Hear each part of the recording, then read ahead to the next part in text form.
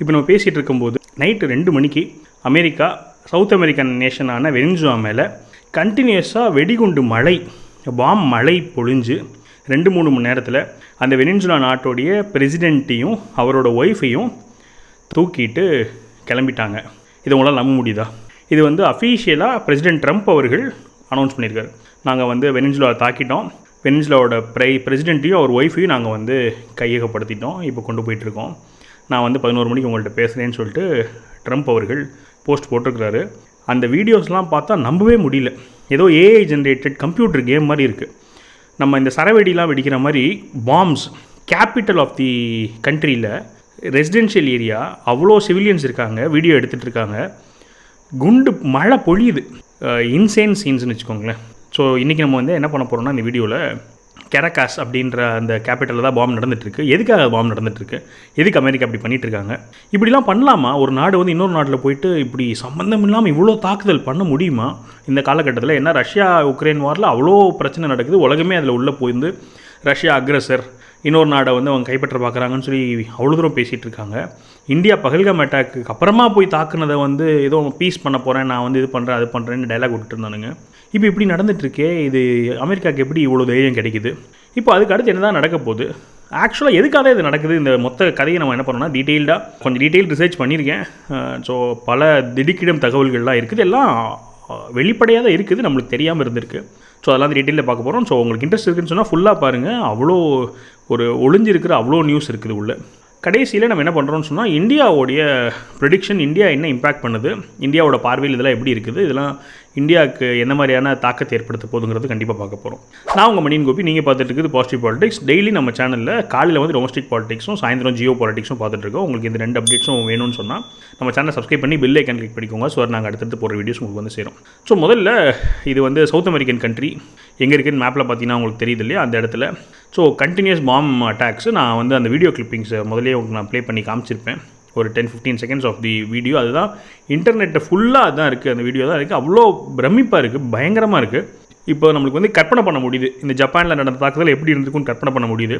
Of course அந்த scale கிடையாது இது, பட் ஸ்டில் இந்த சோஷியல் மீடியா இருக்கிற உலகத்தில் இப்படி நடந்துட்டுருக்குது. ஸோ என்ன ட்ரம்ப் அவர்கள் ட்வீட்டுங்கிறது நான் ஃபஸ்ட் வாசிடுறேன். United States of America has successfully carried out a large scale strike against Venezuela and its leader President Nicolas Maduro, who has been along with his wife captured and flown out of the country. The operation was done in conjunction with US law enforcement. Details to follow. There will be a news conference today at 11 a.m. at Mar-a-Lago. Thank you for your attention to this matter, President Donald J. Trump. So இவ்வளோ வெளிப்படையாக பண்ணுறாங்க. சரி, எதுக்காக பண்ணுறாங்க அப்படின்னா, first அவங்க சொல்கிற reason, இது யூஎஸ் லா என்ஃபோர்ஸ்மெண்ட்டு அதோட அடிப்படையில் பண்ணுறோன்றாங்களே. என்ன சொல்கிறாங்கன்னா, அவங்க ட்ரக்ஸ் மிகப்பெரிய லெவலில் வெனிசுலா பண்ணுறாங்க. எங்கள் நாட்டுக்குள்ளே ட்ரக்ஸ் வந்துட்டுருக்குது, நாங்கள் எவ்வளவோ சொல்லி பார்த்தோம், நாங்கள் வார்னிங் பண்ணோம், ஆனால் அவங்க பண்ணல, அதனால தான் நாங்கள் பண்ணுறோம். இதுதான் அமெரிக்கா சொல்லக்கூடிய ஒரு நெரேட்டிவ். ட்ரக்ஸுக்கு அகேன்ஸ்டாக எங்களோட வார், எங்களால் இதை பொறுத்துட்டு இருக்க முடியாது, நாங்கள் தாக்குறோன்னு சொல்லிட்டு. ஆனால் எல்லா ஸ்ட்ராட்டஜிக்ஸ் என்ன சொல்லுதுன்னா, 1% தான் வெனிசுலாலேருந்து ட்ரக்ஸ் வருது, மீதி ஃபுல்லாகவே மெக்சிகோவிலேருந்து தான் வருதுன்னு சொல்கிறாங்க. பட் இதே அவங்க செட் பண்ணுற நரேட்டிவ். ஆனால் எல்லோரும் என்ன சொல்கிறாங்கன்னா, எதனால் நடக்குது அப்படின்னு பார்த்தீங்கன்னா, இந்த மேப், இந்த ஆயில் ரிசர்வ்ஸ் மேப் பார்த்தீங்கன்னா உங்களுக்கு தெரியும், கிட்டத்தட்ட உலகத்திலேயே அதிகமான ஆயில் ரிசர்வ்ஸ் இருக்குது வெனிசுலாவில். ஸோ சவுதி அரேபியா எல்லாம் தூக்கி சாப்பிட்டு செஞ்சுக்கோங்க. கனடாவில் 170 பில்லியன், இதெல்லாமே பில்லியன் பேரல்ஸ் ரிசர்வ்ஸில் இருக்கிறது.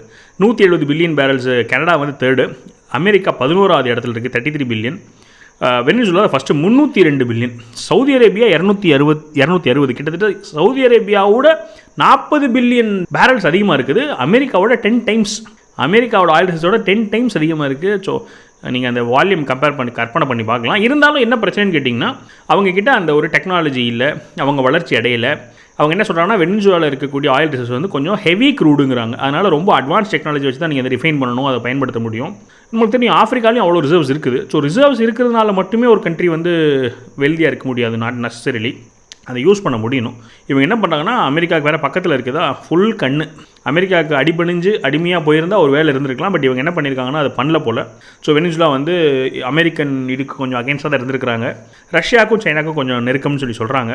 இது என்ன பண்ணியிருக்காங்கன்னா, ஒரு 5-6 வருஷத்துக்கு முன்னாடியே பயங்கரமாக இது எஸ்கலேட் ஆகி வெனிசுலன் ஆயிலை யாருமே வாங்கக்கூடாதுன்னு அமெரிக்கா சாங்ஷன் விதிச்சிருக்கு. இப்போ எப்படி ரஷ்யா ஆயில் வாங்கக்கூடாது சொல்லிட்டு இருக்காங்களோ, அதே போல் வெனிசுலா அவங்க கொஞ்சம் கொஞ்சம் திக்கி திணறி பண்ணால் கூட அதையும் வாங்கக்கூடாதுன்னு மார்க்கெட்டில் ஃபுல்லாக அவங்க பேன் பண்ணி வச்சுருக்காங்க, சாங்ஷன்ஸ் போட்டிருக்கிறாங்க. இதை தான் நம்ம வெளியுறவுத்துறை அமைச்சர் ஜெய்சங்கர் அவர்களுமே சொல்லுவார். என்ன சொல்லுவார்னா, நீ வந்து எல்லா ஆயில் மார்க்கெட்டில் இருக்க எல்லா ஆயிலையுமே இப்படி தடுத்துட்டே இருந்தீங்கன்னா அப்போ நாங்கள் எங்கே தான் போகிறது? நீ என்ன பண்ணியிருக்கணும்னு சொன்னால், இப்போ நஷ்டல் ஆயில் வாங்கக்கூடாது நீங்கள் சொல்கிறீங்கன்னா வெனிசுலா ஆயிலாச்சும் நீங்கள் வாங்க விடணும். நீ வெனிசுலா ஆயிலையும் வாங்கக்கூடாதுன்னு தடுத்துடுற மார்க்கெட்டில் இருந்து இப்போ ரஷ்யா ஆயிலையும் வாங்கக்கூடாதுன்னா அப்போ நாங்கள் காசு கொடுத்தா வாங்கணுமா? அப்போ எங்கள் 100 கோடி மக்களுடைய தேவை பற்றி நாங்கள் கவலைப்பட வேண்டாமான்னு சொல்லி ஃபெரோஷியஸாக ஜெய்சங்கர் அவர்கள் பேசுவார். ஸோ எல்லாருக்கும் வெளிப்படையாக என்ன தெரியுதுன்னு சொன்னால், ஆயில் ரிசர்வ்ஸை கைப்பற்றுறதுக்கு இது ஒரு சாக்கு. இவங்க வந்து என்ன பண்ணுறாங்கன்னா, ரொம்ப நாளாக கண் ஊற்றிக்கிட்டே இருந்துச்சு, இது சொல்லிகிட்டே தான் இருந்தாங்க, இவர் வார்ன் பண்ணிகிட்டே தான் இருந்தார். இப்போ கூட ரீசெண்டாக என்னாச்சுன்னு கேட்டிங்கன்னா, அந்த வெனிசுலா பிரசிடென்ட் இப்போ யாரை வந்து கேப்சர் பண்ணிட்டோங்கிறாங்களோ அவர் ஒரு பாட்டுலாம் பாடினார். லாஸ்ட் மந்த் நவம்பர் மாதம் ஒரு பாட்டு பாடினார், பீஸ் பாட்டு. அதாவது பீஸ் தான் ரொம்ப வேணும், ரொம்ப முக்கியம்னு சொல்லி பாட்டு பாடினார். இப்போது நான் வந்து ஆக்சுவலாக இன்றைக்கி ஒரு வீடியோ ரிலீஸ் பண்ணலான்னு இருந்தேன். என்ன ரிலீஸ் பண்ணலான்னு இருந்தேன்னா, ரஷ்யா வந்து எல்லா நாட்டு தலைவர்களுக்கும் இந்த நியூ இயர் கிஃப்ட் ஒன்று கொடுக்குற மாதிரி ஒரு ஏஐ வீடியோ ஜென்ரேட் பண்ணி அஃபீஷியல் ரஷ்யா வந்து என்ன பண்ணியிருந்தாங்கன்னா, அஃபீஷியலாக ரஷ்யாவோட எம்பசியிலேருந்து அதை ரிலீஸ் பண்ணியிருந்தாங்க. அதில் இந்த நாட்டுக்காரரும் வராரு, இந்த கடத்தப்பட்டார்லே இப்போது அந்த மதுரோ, அவருக்கும் ரஷ்யா ஒரு கிஃப்ட் கொடுக்குது. என்ன கிஃப்ட் கொடுக்குதுன்னா, ஒரு டிஜே பண்ணுற ஒரு மிஷின், மியூசிக் இன்ஸ்ட்ருமெண்ட் மிஷினை வந்து கிஃப்டாக கொடுக்குது. ஏன்னு சொன்னால் அவர் அந்த பாட்டெலாம் பாடி பீஸ்க்காக பாட்டு பாடி ரொம்ப வைரல் ஆச்சுங்கிறனால அவருக்கு நான் வந்து மியூசிக் இன்ஸ்ட்ருமெண்ட்டை கிஃப்ட் கொடுக்குறேன்னு அவங்க கிஃப்ட் பண்ணுறாங்க. இன்றைக்கி அவரை வந்து தூக்கியாச்சு. இன்னும் நிறையா சுவாரஸ்யமான இல்லை அதிர்ச்சியான தகவல்கள்லாம் இருக்குதுன்னு வச்சுக்கோங்களேன் அடுத்தடுத்து. ஸோ இப்போ அதான் வந்து ரீசன், எல்லாத்துக்கும் தெரியும் ஆயில் ரிசர்வ்ஸ் தான் காரணம்னு சொல்லிட்டு. சரி, என்ன இப்படி பயமெல்லாம் எப்படி அமெரிக்கா பண்ணுறாங்கன்னு கேட்டிங்கன்னா, இதுக்கு வந்து ஒரு மெயின் ரீசன் சொல்கிறது வந்து இந்த மொன்ரோ டாக்டரின்னு சொல்கிறாங்க. ஏன்னு சொன்னால் 1823 யூஎஸ் பிரசிடென்ட் ஜேம்ஸ் மொன்ரோன்னு இருக்கிறாரு. அவர் என்ன பண்ணியிருக்காருன்னா, ஒரு ஒப்பந்தம் சைன் பண்ணுறாரு. யார் கூடனா மொத்த யூரோப்போட சைன் பண்ணுறாரு. யூரோப்பில் ரஷ்யாவும் சேர்த்துன்னு வச்சுக்கோங்க, சோவியத் யூனியனும் சேர்த்து தான் அந்த ட்ரீட்டி மாதிரி பண்ணுறாங்க. என்ன பண்ணுறாங்கன்னு சொன்னால், நார்த் அமெரிக்கா சவுத் அமெரிக்கா இந்த 2 பேத்துக்குள்ளே என்ன நடந்தாலும் சரி, அவங்களுக்குள்ள என்ன பிரச்சனை என்ன நடந்தாலும் சரி, யூரோப் வந்து தலையிடக்கூடாது. இது வந்து internal matters of North America and South America. அப்போது நீங்கள் வந்து ஏற்கனவே எங்களை வந்து என்ன பண்ணியிருந்தீங்கன்னா அடிமையாக்கியிருந்தீங்க. ஸோ அமெரிக்கா வந்து ஏற்கனவே அடிமையாக்கப்பட்ட நாடு, அப்புறம் அமெரிக்காவுக்கு வந்து ஃப்ரீடம் கிடைச்ச நாடு. அப்போ இனிமேல் இப்போ ஜெயிச்சிட்டாங்க, அவங்க ஜெயிச்சில் வெளியே வந்தாச்சு இல்லையா? அப்போ அவங்க என்ன அக்ரிமெண்ட் போடுறாங்கன்னா, நீங்கள் என்ன காரணத்தை கொண்டும் நீங்கள் திரும்ப எங்ககிட்ட தலையிடக்கூடாது. ஏன்னா நீங்கள் திரும்ப என்ன பண்ணிடக்கூடாது, எங்களை வந்து ஆட்சி பண்ணுற மாதிரி சூழ்நிலை வந்துடக்கூடாதுங்கிறனால எங்களுக்குள்ளே என்ன நடந்தால் நீங்கள் வந்துடாதீங்க அப்படின்னு சொல்லிட்டு அவங்க போட்ட டாக்டரின் இருக்குது. அதனால அமெரிக்கா வந்து என்ன பண்ணுதுன்னு சொன்னால், தைரியமாக அமெரிக்கா நார்த் அமெரிக்கா சவுத் அமெரிக்காக்குள்ளே பண்ணுறதை வந்து அது இன்டர்னல் மேட்டர் மாதிரியே கன்சிடர் பண்ணுறாங்கன்றாங்க. இப்போ எப்படி நம்ம நாட்டில் வந்து ஒரு இடத்துல ஒரு பிரச்சனை வருதுன்னு சொன்னால் நம்ம பிரசிடென்ட் ரூல் போட்டு அங்கே போய் நம்மளுடைய ஆர்மியில் இறக்கி வேலை பண்ணுறோமோ, கிட்டத்தட்ட அதே மனநிலையில் தான் அவங்க பண்ணுறாங்கன்றாங்க. பட் அது மட்டும் கிடையாது, அவங்க வெளியும் தான் போய் இந்த மாதிரி தான் பண்ணுறாங்களே. இதுக்கு முன்னாடி வந்து ஆப்கானிஸ்தானில் அவங்க உள்ள ஆள் இருக்கிறதா இருக்கட்டும், லிபியாவாக இருக்கட்டும், செர்பியாவாக இருக்கட்டும், அதெல்லாம் பண்ணிட்டு தானே இருந்தாங்க. பட் இருந்தாலும் அப்போ வெளியே போய் பண்ணுற ஆளுங்க உள்ளுக்குள்ளே பண்ண மாட்டானுங்களா அப்படிங்கிறதா இதோடைய பதில். ஸோ இந்த மொன்ரோ டாக்டரின் தான் அவங்கள ப்ரொடெக்ட் பண்ணுது அப்படின்னு சொல்லிட்டு சொல்கிறாங்க. எனக்கு இதை பார்க்கும்போது என்ன தோணுச்சுன்னு சொன்னால், இந்த மகாபாரத துரியோதனன் வந்து கடைசியில் அவரை வந்து தோக்கடிக்கும் போது, பீமன் வந்து தோக்கடிக்கும் போது, நீ தர்மம் படி ஃபாலோ பண்ணல, நீ அதர்மத்தை ஃபாலோ பண்ணுறேன்னு சொல்லுவார். அப்போது கேட்பாங்க, நீ பண்ணும்போது எல்லாம் நீ தர்மத்தை வந்து மதிக்கலை, நீ தப்பு பண்ணும்போதெல்லாம் வந்து தர்மத்தை தூக்கி போட்டு காலில் போட்டு மிதிச்ச, உனக்கு ஒரு பிரச்சனைன்னு வரும்போது நீ தர்மத்தை தூக்கிட்டு வந்து நிற்கிற அப்படிம்பாங்க. ஸோ அதே மாதிரி தான் இங்கே என்ன நடக்குதுன்னா, மற்றவங்க தப்பு பண்ணும்போது இவங்க தர்மம் நியாயம் அதுபடி நீங்கள் பண்ணுற தப்புன்னு சொல்கிறாங்க. தான் பண்ணாங்கன்னு சொன்னால் அதுக்கு வந்து தர்ம நியாயம் தான் பார்க்குறதில்ல, தான் தப்பு பண்ணிடுறது. ஸோ இதுதான் வந்து இப்போ நடந்துகிட்ருக்குது. சரி, இப்போ வெனிசுலாவோட ரெஸ்பான்ஸ் என்னவா இருக்குன்னு கேட்டிங்கன்னா, இவங்க ஃபஸ்ட் என்ன கேட்குறாங்கன்னா, எனக்கு வந்து இவங்க 2 பேரும் நீங்கள் கொண்டு போயிட்டேன்னு சொல்லி ஓப்பனாக சொல்லிட்டீங்க, எனக்கு அவங்க உயிரோடு தான் இருக்காங்களதுக்கு ப்ரூஃப் வேணும், அட்லீஸ்ட் அதாச்சும் காமிங்க, ப்ரூஃப் ஆஃப் லைஃப் கொடுங்க எங்கள் பிரசிடென்ட்டோடையும் ஒய்ஃபோடதும் அப்படின்னு சொல்லி கேட்குறாங்க. வைஸ் பிரசிடென்ட் இருக்கிறாங்க, அவங்க ஸ்டேட்மெண்ட் கொடுத்துட்ருக்காங்க. டிஃபென்ஸ் மினிஸ்டர் உயிரோடு தான் இருக்கிற அவர் ஸ்டேட்மெண்ட் கொடுத்துட்ருக்காரு. இதில் இன்னொரு முக்கியமான தகவல் என்ன பார்த்தேன்னு சொன்னால், ஒரு 1.5 மாதத்துக்கு முன்னாடியே அமெரிக்கா எப்போ வந்து இந்த சீரீஸை எடுக்க ஆரம்பிச்சதோ, வார்ன் பண்ண ஆரம்பிச்சதோ, இவங்க பீஸ்ன்னு சொல்லிட்டு அப்போயே பேச ஆரம்பித்தாங்களோ, அப்போயே வெனிசுலா மிலிட்ரி என்ன சொல்கிறாங்கன்னு சொன்னால், ஒருவேளை எங்களை அமெரிக்கா தாக்குச்சுன்னு சொன்னால் நேரடியாக தாக்க முடியாதுன்னா, அமெரிக்கா வந்து சம்பந்தம் இல்லாத பவர்ஃபுல்லாக இருக்குது. மொத்த நாட்டை தாக்கி அதோடைய தலைவரையும் தலைவரோட ஒய்ஃபையும் அவங்களை தூக்கிட்டு போகிறதுக்கு 3 மணி நேரம் தான் இருக்குது. ஃபுல் அவங்க ஃப்ளைட் ஜெட்ஸ்லாம் உள்ள நாட்டுக்குள்ளே வாட்டுக்கு உள்ளே போகுது, சரமரியாக உள்ளே போகுது, கன்னிஷாக தாக்குது. Extreme powerful. இது என்ன சொல்கிறாங்கன்னா, உலகத்துக்கிட்ட காமிக்கிறாங்க இவங்க நாங்கள் எவ்வளோ பவர்ஃபுல், எவ்வளோ தூரம் அட்வான்ஸ்டாக இருக்கிறோம்னு சொல்லிட்டு. ஏன்னா உலகத்திலேயே அமெரிக்காவோட ஏர்ஃபோர்ஸ் வந்து எவ்வளோ ஸ்ட்ராங்குன்னு சொன்னால், ஒரு சின்ன எக்ஸாம்பிளுக்கு மட்டும் சொல்கிறேன். அமெரிக்காவில் வந்து ஏர்ஃபோர்ஸ் வந்து 3 பேர்கிட்ட இருக்குமாமா. அதாவது ஒன்று ஏர்ஃபோர்ஸில் இருக்கும், நேவிக்கிட்டேயும் ஒரு விங் இருக்கும், அதாவது ஏரோப்ளைன் விங்கு, நேவிக்கும் தேவைப்படுற விங்கு. அப்புறம் அவங்களோட லேண்டில் இருக்க மிலிட்ரி இருக்குல்ல, அவங்கக்கிட்டேயும் ஒரு விங் இருக்கும். என்ன விங் இருக்குன்னா, ஏரோப்ளைன் விங் இருக்கும், இந்த ஃபைட்டர் ஜெட்ஸ் விங் இருக்கும். ஏர்ஃபோர்ஸுங்கிறது தனி. இவங்க இந்த லிஸ்ட்டு கொடுக்குறாங்க, உலகத்தில் வந்து இருக்கையிலே ஸ்ட்ராங்கான ஏர்ஃபோர்ஸ் யார்கிட்டலாம் இருக்குன்னு லிஸ்ட் எடுத்தால் அதில் ஃபஸ்ட்டு அமெரிக்கன் ஏர்ஃபோர்ஸ் வருது, செகண்ட் வந்து அமெரிக்கன் நேவி வருது, அதாவது அமெரிக்கன் நேவியில் இருக்கிற ஏர்ஃபோர்ஸ் விங்கு வந்து உலகத்தில் செகண்டு, தேர்டு வந்து அமெரிக்கன் மிலிட்ரியோடைய ஏர்ஃபோர்ஸ் வருது. ஸோ அவங்களோட மற்ற டிபார்ட்மெண்ட்டில் இருக்க சைடு விங்கே மற்ற கண்ட்ரியோட மெயின் ஏர்ஃபோர்ஸோட பெருசு. அந்த அளவுக்கு சம்மந்தம் இல்லாமல் ஏர்ஃபோர்ஸில் வந்து அவங்க பயங்கர ஸ்ட்ராங்கஸ்ட்டு, அதை வந்து இப்போ காமிச்சிருக்கிறாங்க. அதனால் நாங்கள் என்ன பண்ண போகிறோம்னா, நாங்கள் கொரில்லா அட்டாக் பண்ணுவோம். கொரில்லா அட்டாக் மறைஞ்சிருந்து தாக்குறது அப்படிங்கிறது அது நாங்கள் பண்ணுவோம்னு சொல்கிறாங்க. ஸோ இது என்ன பண்ண போகிறாங்க அடுத்துங்கிறத நம்ம பொறுத்திருந்து பார்க்கணும். இதில் இன்னொரு சுவாரஸ்யமான விஷயம் என்னன்னு கேட்டிங்கன்னா, இப்போ ரீசெண்டாக நோபல் பீஸ் ப்ரைஸ் வாங்கினாங்க. யார் வாங்கினாங்கன்னா, அந்த அம்மா பேர் வந்து மரியா கொரினோ மச்சாடோ. நம்மளுக்கு தெரியும், ட்ரம்ப் அவர்கள் வந்து ரொம்ப தவம் இருந்தார். அவருக்கு வந்து நோபல் பீஸ் கொடுத்துட மாட்டாங்களான்னு சொல்லிட்டு கொடுக்கல. அதுக்கு என்ன சொல்கிறாங்கன்னா, முன்னாடியே நாமினேஷன்லாம் முடிஞ்சு அது மாதிரி டெக்னிக்கல் ரீசன் சொல்கிறாங்க. பட் ஸ்டில் அமெரிக்கா தானே வேர்ல்டு லீடராக இருக்காங்க, அதனால் அவங்க நினச்சிருந்தானே பண்ணியிருக்கலாம். ஆனால் அவங்க பண்ணல. அது வாங்கினது வந்து இந்த அம்மா யாருன்னு கேட்டிங்கன்னா, இந்த வெனிசுலா நாட்டோடைய ஆப்போசிஷன் லீடராக. ஸோ அயன் லேடி ஆஃப் வெனிசுலான்னு சொல்கிறாங்க. இவங்க வந்து ஆக்சுவலாக பீஸ் ப்ரைஸ் வாங்கிட்டு, நான் வந்து இந்த பீஸ் ப்ரைஸை ட்ரம்ப் அவர்களுக்கு வந்து நான் கிரெடிட் கொடுக்குறேன் அந்த மாதிரிலாம் சொன்னாங்க. சமர்ப்பிக்கிறேங்கிற மாதிரி இல்லை, பட் அந்த மாதிரி நான் சொன்னாங்க. அவங்க வந்து இன்ன வரைக்கும் அவங்க தாக்க ஆரம்பித்து ஒரு 4-5 மணி நேரம் ஆச்சு, இன்னும் இந்த மாதிரி வாயே திறக்கல. பீஸ் ப்ரைஸ் வாங்கினவங்க தன்னோட நாட்டை ஒரு நாட்டிலேருந்து வந்து தன்னோட நாட்டோட கேபிட்டல் சிட்டியில் அவ்வளோ ஏகப்பட்ட சிவிலியன்ஸு, ஆர்மி ஆஃபீஸர்ஸ் அவ்வளோ பேர் இறந்துட்டாங்கங்கிறாங்க. இன்னும் வாயை திறக்கல. இவங்க நம்ம எப்போ வாய் திறப்பாங்கன்னு ஒரு இதில் பார்த்து வெயிட் பண்ணிட்டு இருக்காங்கன்னு வச்சுக்கோங்களேன். பீஸ் ப்ரைஸ் வாங்கினவங்களும் பீஸ் ப்ரைஸுக்காக ஆசைப்பட்ட 2 பேரும் வந்து இப்படி பண்ணிட்டு இருக்காங்க அப்படின்னு சொல்லிட்டு. இப்போது இதனால் வந்து உலகத்தில் வேறு என்னென்ன இம்பாக்ட் இருக்குது அப்படின்னு பார்த்தோன்னு சொன்னால், ரஷ்யாவுக்கும் சைனாக்கும் மிகப்பெரிய இம்பாக்ட் இருக்கும் அப்படிங்கிறாங்க. அவங்க வந்து ஃபர்ஸ்ட் ஆஃப் ஆல் டேரெக்ட்லி அவங்க வெனிசுலாவோட அலை மாதிரி ரஷ்யா, சைனா, நார்த் கொரியா இவங்க 3 பேர் வந்து சப்போர்ட்டாக இருந்திருக்காங்க. பர்டிகுலர்லி சைனா வந்து வெனிசுலாவில் ஏகப்பட்ட ப்ராஜெக்ட்ஸ் வந்து ஃபண்டு பண்ணியிருக்காங்க, இன்வெஸ்ட் பண்ணியிருக்காங்க. இந்த மேப்பில் காமிக்கிறாங்க. மொத்த சவுத் அமெரிக்காவேன்னு வச்சுக்கோங்களேன். அதில் சவுத் அமெரிக்காவில் பர்டிகுலர் வெனிசுலாவில் ஏர்போர்ட்ஸு, பிரிட்ஜு, பஸ் டெர்மினல்ஸு, கெனல்ஸு, ட்ரெட்ஜிங்கு, இதில் அவங்க பண்ண வேலை, இந்த ஆரஞ்சு எல்லோ கலரில் இருக்கிறதெல்லாம் வந்து பண்ண போகிற வேலையை அவங்க பிளான் பண்ணி அவங்க வந்து அனௌன்ஸ் பண்ணியிருக்கிறாங்க போல். ஸோ இவ்வளோ தூரம் அவங்க வந்து வெனிசுலாவில் இன்வெஸ்ட் பண்ணிகிட்டு இருக்காங்க. ஏகப்பட்ட பூர்வீக சொத்து இருக்குது. ஆனால் வந்து அந்த ஆள் வந்து படிப்பறிவு இல்லாமல் ஏழையாக இருக்கிறாரு. அந்த ஆளை கைக்குள்ளே போட்டு எப்படி அந்த ரிசோர்ஸ் எடுக்கலாம், இதுதான் வந்து அமெரிக்கா, சைனா 2 பேத்துக்குமே ஆசைன்னு வச்சுக்கோங்களேன். சைனாவுக்கு இதே தான் தாட் இருக்கும். ஆனால் என்னென்னா, சைனா கொஞ்சம் பாம்பு மாதிரி பண்ணுவாங்க, அமெரிக்கா கொஞ்சம் ஓப்பனாக பண்ணிகிட்டு இருக்காங்க. இது 2 தான் கொஞ்சம் மேஜர் வித்தியாசமாக இருக்குது. ஸோ இவங்களுக்கும் வந்து இப்போ அடுத்து என்ன இவங்க ரியாக்ட் பண்ண போகிறாங்க அப்படின்னு சொல்கிறாங்க. அதை நம்ம பொறுத்திருந்து பார்க்கணும். இப்போ அதுக்கடுத்து இன்னொன்று பக்கத்தில் வந்து இங்கே நீங்கள் மேப்பில் பார்த்தீங்கன்னா தெரியும், பக்கத்து நாடு வந்து கொலம்பியா. ட்ரம்ப் அவர்கள் என்ன பண்ணாருன்னு சொன்னால், ஒரு மாதத்துக்கு முன்னாடி சொல்லியிருந்தாரு, நான் ஃபஸ்ட்டு வெனிசுலா தாக்க போகிறேன், தாக்கிட்டதுக்கப்புறமா வந்து செகண்ட் கொலம்பியா தான் இருக்குது, அதை நீங்கள் அடுத்தாப்பா வர போகிறீங்கன்னு சொல்லியிருந்தார். அதனால் இப்போ லிட்டரலாக கொலம்பியாவும் பயத்தில் தான் இருக்கிறாங்க.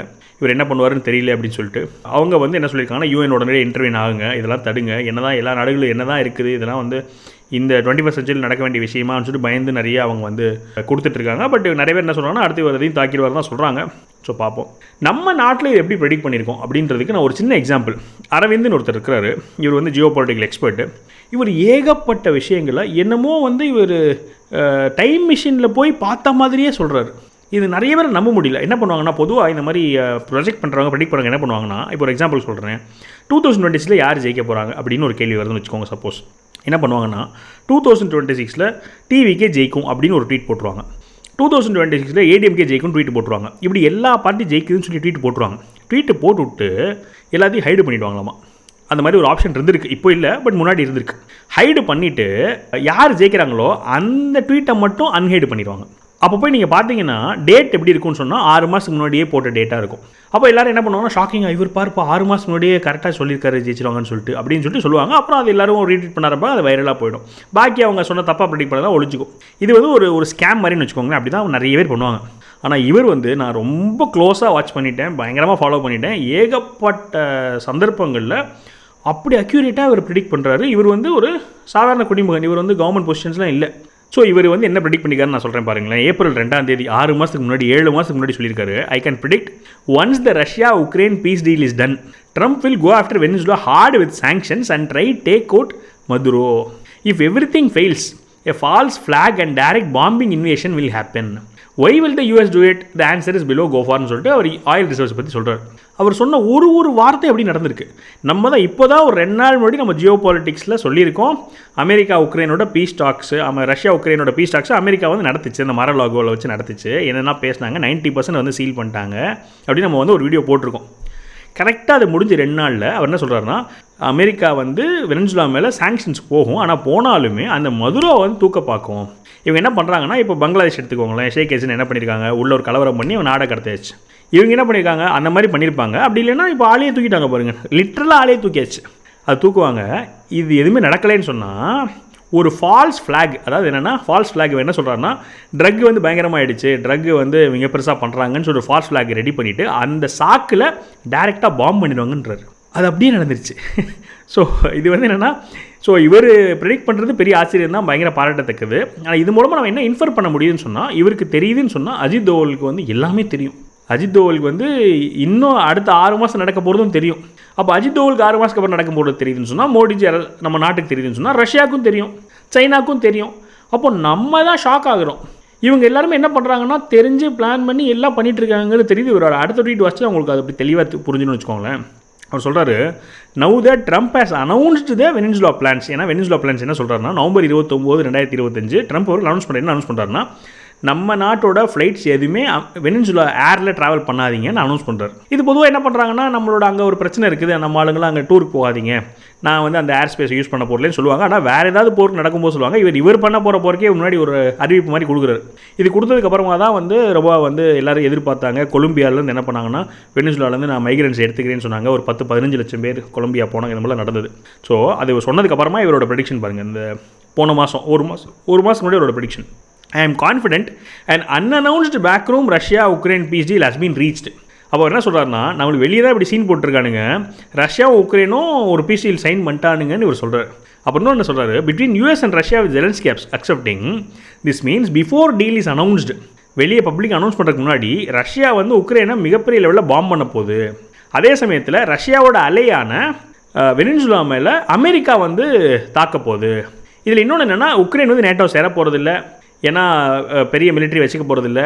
ரஷ்யா வந்து எல்லா சாங்ஷன்ஸும் ரஷ்யா மேலே இருக்க சாங்ஷன்ஸ் எடுத்துகிட போகிறாங்க. அதுக்கப்புறமா அவரோட அசட்ஸ்லாம் அன்ஃபோர்ஸ் பண்ணிவிடுவாங்க. அவங்க வந்து G8 மெம்பர் ஆகிடுவாங்க அப்படிங்கிறாங்க.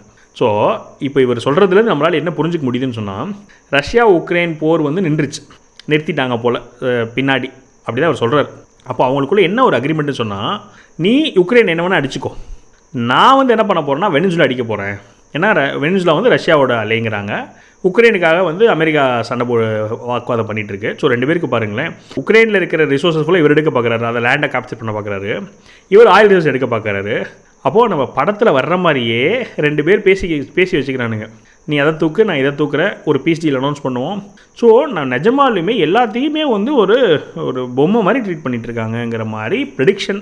இது எந்த அளவுக்கு கரெக்டு, எந்த அளவுக்கு தப்பு, இதெல்லாம் நம்மளுக்கு தெரிய போகிறதில்லன்னு வச்சுக்கோங்களேன். உள்ளே நடக்கிற விஷயங்கள் ஒரு சில இடங்களில் கடைசி வரைக்கும் நமக்கு தெரிய போகிறதில்ல. நம்ம வந்து முடிஞ்ச வரைக்கும் புரிஞ்சுக்கிட்டு என்ன நடக்குதுன்றதை பற்றி தெரிஞ்சு தான் ட்ரை பண்ணுறோம். ஸோ இவ்வளோ தூரம் நடக்கும்போது நம்ம நாட்டில் இருக்கவங்களும் அவ்வளோ தூரம் ப்ரெடிக்ட் பண்ணுவாங்கிறது தான் வந்து நம்மளோட புரிதல். சரி, இதுலேருந்து நம்மளோட டேக்அவே, இந்தியாவோட டேக்அவே என்னன்னு கேட்டிங்கன்னா, அஃப்கோர்ஸ் இன்னொரு நாடு வந்து அவங்க நாட்டை பாதுகாக்கிறதுக்காக, இப்போ அவங்க சொல்கிற ஃபேஸ் வேலையை எடுத்துக்கிட்டோனாலுமே, ஒரு ட்ரக்கு இவ்வளோ பெரிய பிரச்சனை இருக்கும்போது அவங்க என்ன பண்ணுறாங்கன்னா, போய் பாம்பு பண்ணும்போது நம்ம நாட்டில் உள்ளே வந்து மனித உயிர்கள் சரமாரியாக கொல்லும் போது நம்ம போய் பாகிஸ்தானை தாக்குனது என்ன பண்ண ஆயிடுதுன்னா, பயங்கரமாக ஜஸ்டிஃபை ஆகிடுது. அப்போ நீங்கள் என்ன பண்ண முடியாதுன்னா, என்கிட்ட வந்து நான் பீஸ் பண்ணுங்கள், நான் வந்து சொல்கிறேன் அமைதியாயிருங்கன்னு சொல்ல முடியாது. ஏன்னா நீ இது பண்ணும்போது நான் ஏன் அங்கே போய் அடிக்கக்கூடாது, நான் ஏன் பங்களாதேஷ் கிட்ட வந்து நான் ஸ்ட்ரிக்டாக இருக்க முடியாது. அப்போ நம்ம ஸ்ட்ரிக்டராக இருக்கிறதுக்கான எல்லா சூழ்நிலைகள் உருவாகிட்டு இருக்குங்கிறது என்னால் பார்க்க முடியுது. அப்புறம் அஃப்கோர்ஸ் நம்மளும் இன்னும் கொஞ்சம் ரொம்பவே ஸ்ட்ரிக்டாக தான் மாறிட்டுருக்கோம். ஸோ எனக்கு வந்து இதுலேருந்து உள்ள டைரக்ட் லெசன்ஸ் என்னென்னு கேட்டிங்கன்னா, இது எல்லாமே நம்மளுக்கு வெளியே தெரியுது, லேட்டாக தெரியுது, ஆனால் முன்னாடி எல்லாமே முடிவு பண்ணப்பட்டதாக இருக்குது. இந்த சோஷியல் மீடியா காலத்திலேயே இந்த மாதிரி பிளாட்டண்ட்டாக நடந்துகிட்ருக்கே. அப்போது இந்த நியூஸ்லாம் வராதப்போ, சோஷியல் மீடியா இல்லாதப்போ எவ்வளோ தூரம் நடந்திருக்கும்னு கற்பனையே பண்ண முடியல. ஏன்னா இப்போ இந்த பாம்பிங் வீடியோலாம் வந்து அங்கே சவுத் அமெரிக்காவில் நடந்தது நம்ம நெக்ஸ்ட்டு 5 மினிட்ஸில் நம்ம இந்தியாவில் பார்த்துட்ருக்கோம். இதனால் நம்மளுக்கு வந்து அவ்வளோ தூரம் உலகத்தில் வரலாறுல இல்லாத அளவுக்கு நம்மளுக்கு access to information, access to intelligent minds. இப்போது இந்த அரவிந்த் அவர்களோட ப்ரெடிக்ஷன்லாம் முன்னாடி நம்மளுக்குலாம் வந்திருக்காது. Top geopolitical experts, top மிஷினரியில் இருக்கிறவங்களுக்கு தான் இதெல்லாமே அவங்களுக்கு ஆக்சஸ் இருக்கும். அவங்களுக்கு அப்போ தான் அவங்களுக்குலாம் புரியும். இப்போ நம்ம எந்த ஏஜ் இதில் இருக்கிறோன்னு சொன்னால், நம்ம என்ன சொல்கிறது, ஹையஸ்ட் ஆர்டரில் இருக்கிறவங்களுக்கு கிடைக்கிற இன்ஃபர்மேஷன் நம்மளாலையும் ஆக்சஸ் பண்ண முடியுது, நம்மளாலையும் புரிஞ்சிக்க முடியுது, நம்மளாலும் பெட்டராக வந்து எல்லாம் ரீட் பண்ண முடியுது. அதை வந்து we are making use of it. நம்ம வீடியோஸ் எப்படி இருக்குது, குவாலிட்டியாக இருக்கா, இல்லை உங்களுக்கு இதில் வேறு ஏதாவது வந்து மாற்று கருத்து இருக்குதா, இல்லை உங்களுடைய கமெண்ட்ஸையும் கண்டிப்பாக ஷேர் பண்ணுங்கள். மேலும் ஒரு பாசிட்டிவ் வீடியோ சந்திக்கிறேன். வணக்கம்.